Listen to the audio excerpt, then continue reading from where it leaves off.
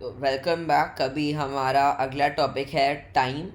और सबसे पहले हम सीखेंगे यूनिट्स ऑफ मेजरिंग टाइम। अभी ये जैसे आप जानते हो कि टाइम का मतलब है समय।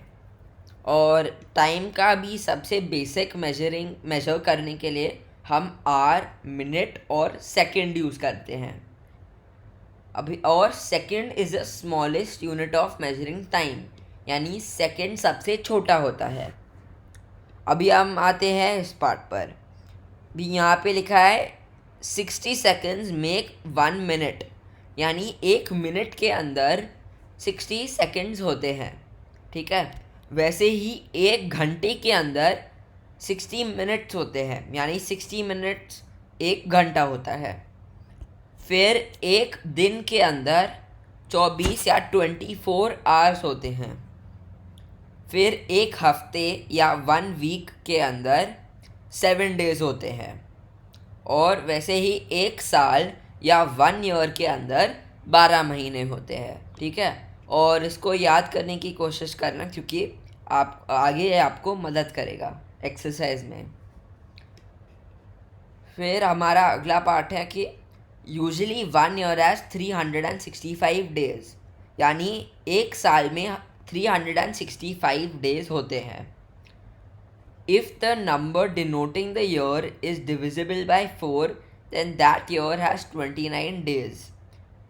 Then in that year, February, यानी फरवरी के महीने में 29 डेज होते हैं 28 डेज के रिप्लेसमेंट में। और उस ईयर को हम लीप ईयर कहते हैं। ठीक है, ये नाम याद रखना, लीप ईयर। तो एग्जाम्पल के लिए 2012 was a leap year, but 2014 was not a leap year. तो अभी अगर हम 2012 को 4 से डिवाइड करेंगे तो हमारा आंसर होल नंबर आएगा। यानी हमारा आंसर अभी मैं आपको सॉल्व नहीं करूँगा तो आप कंफ्यूज हो जाओगे। बट याद रखना, हमारा ठीक होल नंबर आंसर आ जाता है। लेकिन जब हम 2014 को 4 से डिवाइड करेंगे हमारा आंसर डेसिमल में आएगा। तो इसलिए हम 2014 को नॉर्मल ईयर बुलाते हैं और लीप ईयर नहीं। ठीक है। और a century year is a leap year if it's number is divisible by 400। यानी यहाँ पे ये 2 ज़ीरो आते हैं, यहाँ पे लिखा नहीं गया है। लेकिन जैसे 2000 जो 400 से डिविजिबल है was a leap year, but 1900 was not a leap year. यानी जब हम 1900 या 1900 को 400 से डिवाइड करेंगे तो हमारा आंसर डेसिमल में आ जाता है, तो ये लीप ईयर नहीं है। लेकिन 2000 4 टाइम्स 5 में आता है, 400 टाइम्स 5, तो इसलिए ये लीप ईयर हो जाता है। ठीक है। अभी ये स्किप करेंगे। अभी हम आते हैं मेजरमेंट ऑफ टाइम। तो अभी हम सीखेंगे एक क्लॉक या घड़ी पे हम टाइम कैसे लिखते हैं। तो यहाँ पे आप देख सकते हो, यहाँ पे एक घड़ी का पिक्चर दिया गया है और ये फेस ऑफ क्लॉक बुलाते हैं। ठीक है, इसे हम फेस ऑफ अ क्लॉक कहते हैं। अभी यहाँ पे जो छोटा हैंड है ना, ये आपको घंटे दिखाता है।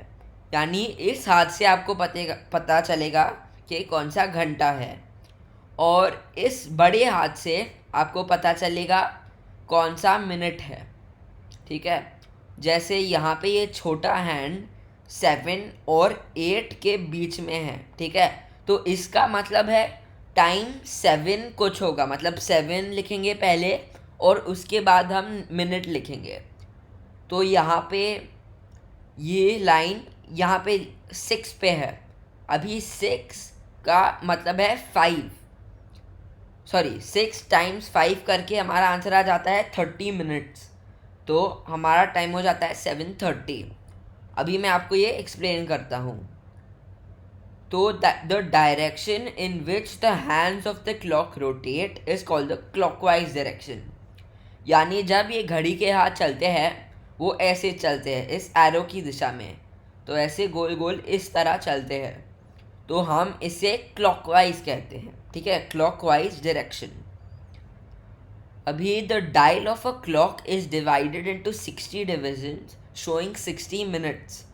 यानी अगर आप देख सकते हो, अगर आप इसको गिनोगे तो आपको टोटल में 60 डिविजन्स मिलेंगे, ठीक है, और हर डिवीजन 1 मिनट होता है, तो टोटल हमारा आ जाता है 60 मिनट्स, ठीक है।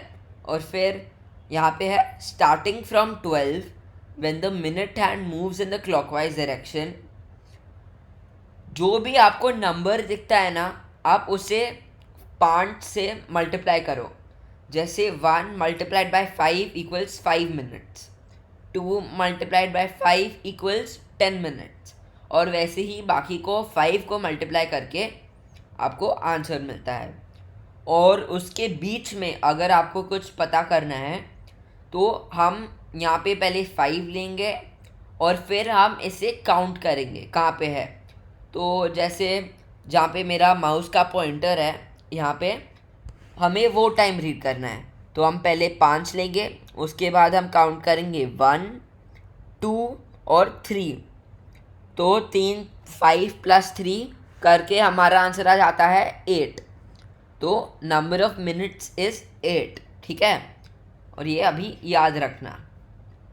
अभी हमारा पहला एक्सरसाइज करेंगे। अभी look at the hands of the clock and right the correct time.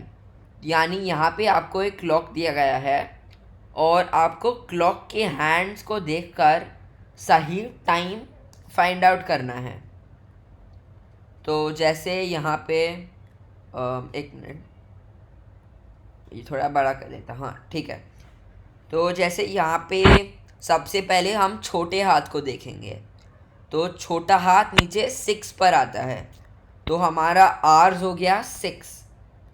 फिर मिनट्स है सबसे ऊपर, तो 12 का मतलब है 0, ठीक है, ये हमेशा याद रखना।